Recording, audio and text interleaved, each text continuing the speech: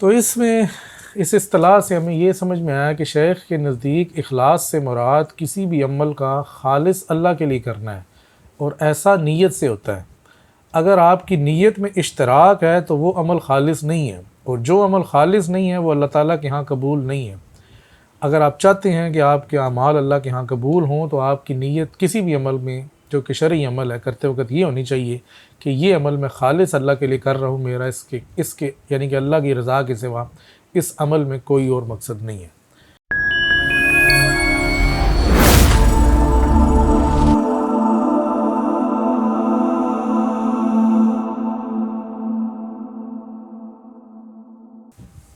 بسم اللہ الرحمن الرحیم۔ السلام علیکم۔ ابن العربی فاؤنڈیشن میں خوش آمدید۔ آج آپ حضرات کے سامنے اصطلاحات ابن العربی سیریز کی نئی ویڈیو لے کر حاضر ہیں۔ آج کی ہماری اصطلاح ہے اخلاص۔ سب سے پہلے ہم دیکھیں گے کہ اخلاص کا لغوی مطلب کیا ہے، قرآن کریم میں اس کا استعمال کیا ہے، اور پھر شیخ کے نزدیک اس کا اصطلاحی مطلب کیا ہے۔ لغوی طور پر اخلاص سے مراد بے لوثی، نیک نیتی، خلوص، غرض کے شائبے سے نیت کا پاک و صاف ہونا ہے۔ قرآن کریم میں یہ لفظ اپنے مختلف اشتقاقات کے ساتھ 22 مرتبہ آیا ہے۔ اللہ تعالیٰ فرماتا ہے اِنَّا أَنزَلْنَا إِلَيْكَ الْكِتَابَ بِالْحَقِّ فَاعْبُدِ اللَّهَ مُخْلِصًا لَهُ الدِّينَ، ہم نے تمہاری طرف یہ کتاب حق نازل کی ہے تو خالص اس کے بندے بن کر اللہ کی عبادت کرو۔ تو یہاں پر عبادت کو اللہ تعالیٰ کے لیے خالص کرنے کا معنی میں یہ اخلاص کا لفظ استعمال ہوا ہے۔ فتوحات مکیہ جلد 14 صفحہ 71 میں شیخ اکبر فرماتے ہیں اخلاص صرف عمل کے ساتھ ہی درست ہے، یعنی کسی عمل میں اخلاص کا مظاہرہ کرنا، کیونکہ ایسی چیز لازماً ہونی چاہیے کہ جس کو خالص کیا جائے۔ یعنی کہ جب پوچھا جائے گا کہ اخلاص کو ہم کس طرح سے حاصل کریں یا کس طرح سے اخلاص کی کیفیت حاصل ہو، تو اخلاص عمل کے ساتھ ہوگا۔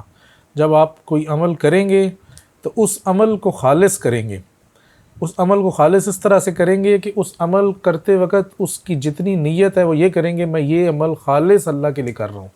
جب آپ خالص اللہ کے لیے کریں گے تو وہ عمل میں آپ کا اخلاص آ گیا۔ آگے فرماتے ہیں تبھی تو اخلاص اس عمل میں اپنی جگہ پا سکے گا تاکہ عمل خالص اور عمل کرنے والا مخلص کہلائے۔ تو یہ اخلاص کی ایک شرط ہو گئی کہ اخلاص اس وقت حاصل ہوگا جب کوئی عمل کیا جائے گا تو اس کو خالص کر کے کیا جائے گا، اور خالص نیت سے ہوتا ہے۔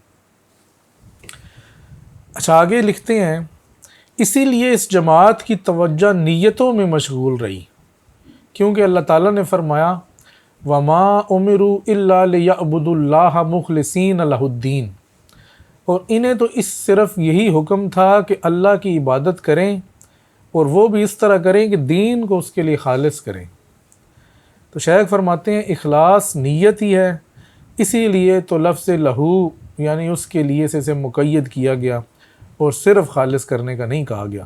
مخلصین لہ الدین یعنی کہ اللہ کے لیے اس کو خالص کریں۔ تو نیت سے عمل خالص ہوتا ہے۔ آگے فرماتے ہیں انسان اپنی نیت شیطان کے لیے بھی تو خالص کر سکتا ہے اور مخلص بن سکتا ہے، شیطان کا مخلص بن سکتا ہے، جبکہ اس عمل کی اللہ کے حضور ذرا بھی قبولیت نہیں۔ یعنی کہ اگر کوئی شخص شیطان کے لیے کوئی عمل خالص ہو کر کرے گا اور اپنی نیت ہی کرے گا کہ میں خالص شیطان کے لیے کر رہا ہوں، تو وہ بھی تو اس کا مخلص ہی ہے نا۔ تو لہو کی ضمیر اس وجہ سے لائی گئی کہ اللہ کے لیے خالص کیا جائے۔ شیخ فرماتے ہیں انسان شرک میں بھی تو مخلص ہو سکتا ہے نا، تو وہ اللہ کے ساتھ بھی مخلص ہو سکتا ہے۔ اسی لیے تو اس نے کہا کہ مخلصین لہ الدین، کہ اللہ کے لیے مخلص ہو جاؤ اپنے دین میں۔ تو اس اصطلاح سے ہمیں یہ سمجھ میں آیا کہ شیخ کے نزدیک اخلاص سے مراد کسی بھی عمل کا خالص اللہ کے لیے کرنا ہے، اور ایسا نیت سے ہوتا ہے۔ اگر آپ کی نیت میں اشتراک ہے تو وہ عمل خالص نہیں ہے، اور جو عمل خالص نہیں ہے وہ اللہ تعالیٰ کے ہاں قبول نہیں ہے۔ اگر آپ چاہتے ہیں کہ آپ کے اعمال اللہ کے ہاں قبول ہوں تو آپ کی نیت کسی بھی عمل میں جو کہ شرعی عمل ہے کرتے وقت یہ ہونی چاہیے کہ یہ عمل میں خالص اللہ کے لیے کر رہا ہوں، میرا اس کے یعنی کہ اللہ کی رضا کے سوا اس عمل میں کوئی اور مقصد نہیں ہے۔ تو اگر آپ یہ کریں گے تو پھر آپ اس عمل میں اخلاص کی کیفیت کو پا سکتے ہیں، اور یہی شیخ اکبر کے نزدیک اخلاص ہے۔ کتاب النصائح میں آپ نے یہ ایک اپنا جملہ کہہ لیں یا ایک قول زرعی کہہ لیں، یہ آپ نے لکھا، وہ عمل قابل بھروسہ نہیں جس میں اخلاص نہیں۔ اور اس کی وجہ یہ ہے کہ جس عمل میں اخلاص نہیں، اس کا مطلب ہے کہ اس کی نیت جو ہے وہ اللہ کے لیے خالص نہیں، اور جب نیت اللہ کے لیے خالص نہیں تو وہ پھر عمل اللہ تعالیٰ کے ہاں قابل قبول نہیں، تو اس وجہ سے وہ عمل قابل بھروسہ بھی نہیں۔ تو امید کرتے ہیں کہ آج کی اس مختصر سی ویڈیو سے آپ کو شیخ اکبر کے نزدیک اصطلاح اخلاص کا ایک مفہوم بالکل واضح ہو کر سمجھ میں آ گیا ہوگا۔ انشاءاللہ اپنی کسی نئی ویڈیو میں اصطلاحات کے حوالے سے کسی نئی اصطلاح کے ساتھ دوبارہ حاضر ہوں گے۔ اس وقت تک کے لیے اجازت دیجیے۔ السلام علیکم ورحمۃ اللہ وبرکاتہ۔